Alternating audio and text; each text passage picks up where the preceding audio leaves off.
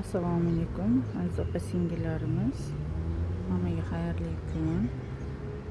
Bugun seshanba 12-iyul. Aysha Royce abaya do'koni ish faoliyatini boshladi.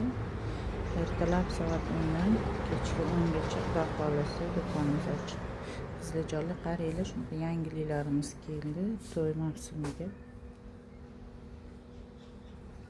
Juda ham chiroyli. Inshaalloh bitta obzor qilib qo'yamiz. Yangiliklarimiz juda ham ko'p keldi. Dasturxon xizmatlarimiz ishlab turibdi.